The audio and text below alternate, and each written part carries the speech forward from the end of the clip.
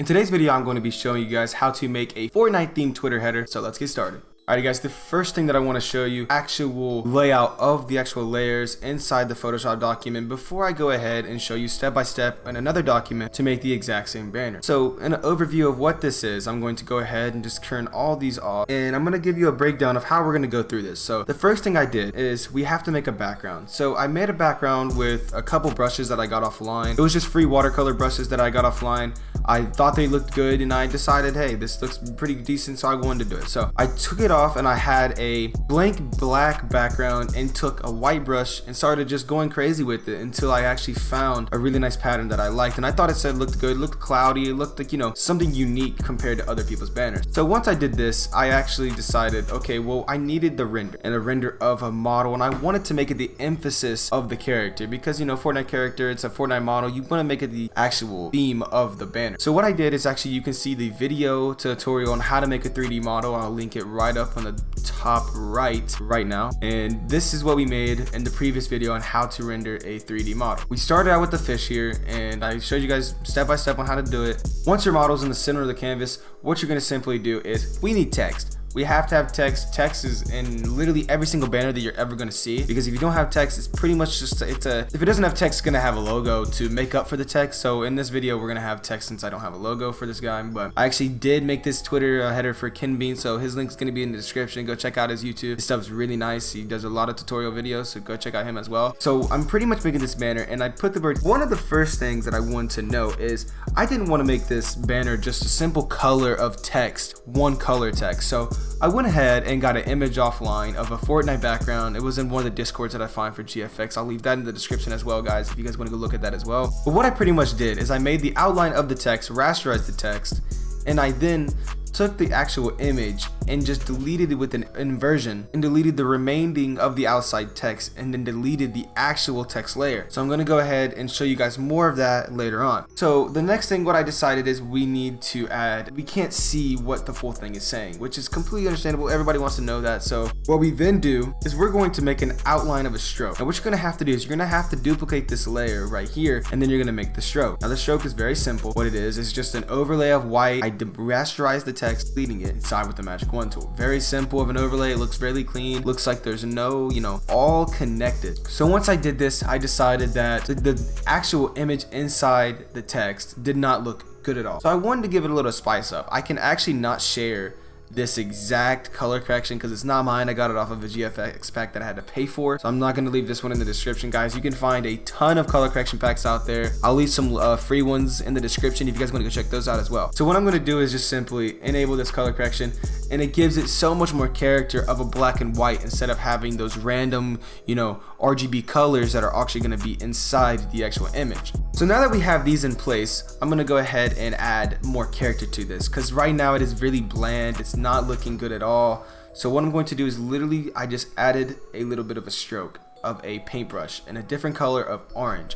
Now as you can see here, this paintbrush right here is actually going over the text line here, and anything that this goes over, since it's below this color correction, is going to take on the properties of the color correction. So as you can see here, this orange is a different color than this orange, and it gives it more of a actual feel to where you can actually read what's going on instead of it all being the same exact color.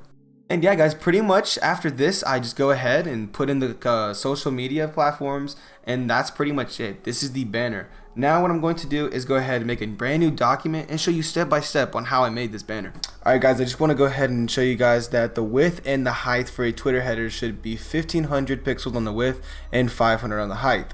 You have to do that and make sure the resolution is on 72. Alright guys, so now what I want to do when I start out this banner is I'm going to go ahead and unlock this bottom layer for the white. What I'm simply going to do is just go ahead and change that to be black, and by doing this, all I have to do is make sure that black is my background color, and all I have to do is hit Control backspace, and it's going to fill it onto this layer since it's in the back layer, since it's in the back color. So now with that being said, guys, all I'm going to do is simply hit my B tool for my brushes. Now what these are called watercolor brushes, and it's really depending on where you find them at. I found these online. I may be able to leave the link in the description. I'm going to go ahead and try to find these and leave the link in the description. They're really cool brushes, and they change up a lot of stuff. You don't have to use these ones in particular, but there is definitely ones out there that you can use that give a whole different feel feel to the actual banner itself. So let's go ahead and get started with this. So what I'm going to do is simply just make a new layer on top of this black layer, and with that being said, I'm going to make my color white. Okay, so with that being said, I'm going to go ahead and just start clicking randomly around here until I get,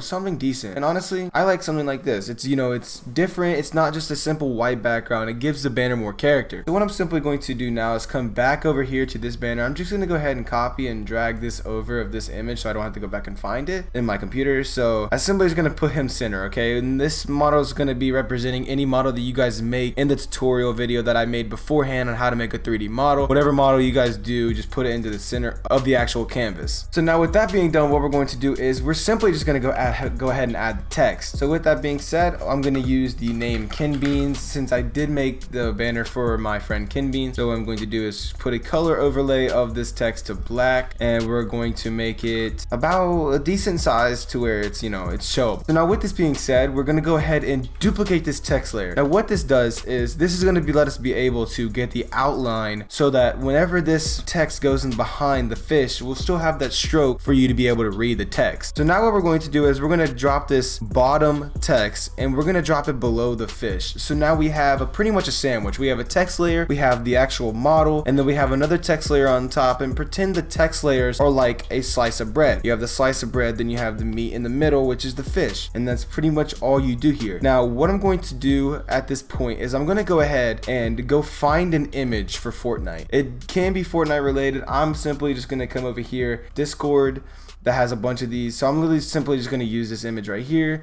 I'm going to go to copy image, and I'm going to go ahead and minimize that. Now what I'm going to do is simply hit Control V on my keyboard, and it's going to paste it inside. I'm going to go ahead and make this image decently big and just make it to the size of the text. As you can see, I'm going to go ahead and put this text above this layer, and it's going to show you that the whole entire image is going to be inside these boundaries for the actual black layer. What I'm simply going to do is hold Control, and I'm going to simply click on the layer icon for the actual Ken Beans text on the bottom. So I'm going to just click, and what you're going to see and notice, it's going to give you this outline of the actual text. Now we can go ahead and hide the top layer. We don't need this layer right here. What this is going to do is we're simply just going to click the actual text image. So this image right here that we have of the Fortnite image, we're going to go ahead and click that layer and make that layer active. Now what we're simply going to do is we're going to go over to the select tab, and we're going to hit the inverse button. What this does is going to inverse anything that's inside the text to go on the outside of the text. So we want to delete anything on the outside of this boundary. So what you're simply just going to do is hit your delete key, and what you're going to notice is that the actual background is going to only show the actual text shape. So depending on how big your image was and everything, there may be some active outside remaining image. So what you're simply going to do is just hit E, put your brush to a hard brush, and just simply come over here and just erase on the outsides until you get this out. Now that you have it out, you can go ahead and hit Control T,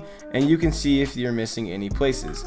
In this case, I am not, so now it's good. So now that you have this image, you can go ahead and actually delete this bottom layer for this text. You don't need that text anymore since you already have this text. We're simply just going to drop this fish below the fish. Now that you have that, we're going to go ahead and enable the top layer. What you're going to do now is you're simply going to add a stroke to this layer, okay?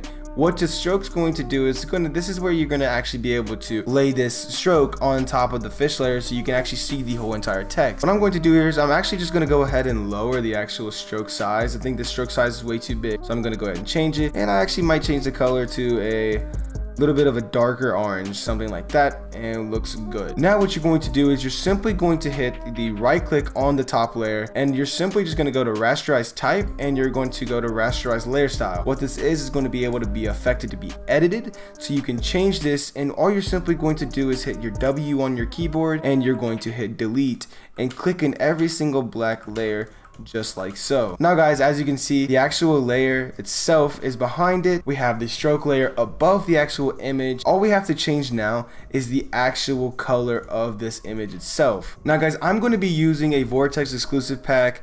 I cannot leave this pack in the description actually because I had to pay for this pack and I don't want to release this pack without his permission, so I'm not going to do this, but it does not matter. You guys can go ahead and find so many other color corrections packs out there that you can find that are really well and they're really good. And so some of them, majority of them are free, but in this case I paid like $7 or $8 for this pack, and if you guys want to, you can go to his YouTube's right here. You can go ahead and go find this YouTube and just honestly download the pack and pay for like $8. It's not really that much. I've made so many banners with this pack, it is so worth it. So now what I'm simply going to do is I'm just going to go ahead and drag this color correction over here and go ahead and place it down. Now what I'm going to do is just put this on the top layer. As you can see guys, it's going to affect every single thing inside the actual canvas. What you're going to do is if you click down on this little button, you'll see where you have multiple mask layers. All you're simply going to do, now that the actual layer is on the top of this, it does not look good and we do not want it to affect the actual fish layer. So what I'm going to do is just simply drag this and put it up below the fish layer. So it only affects this and it affects the background a little bit, but not too much to where we actually can tell a difference.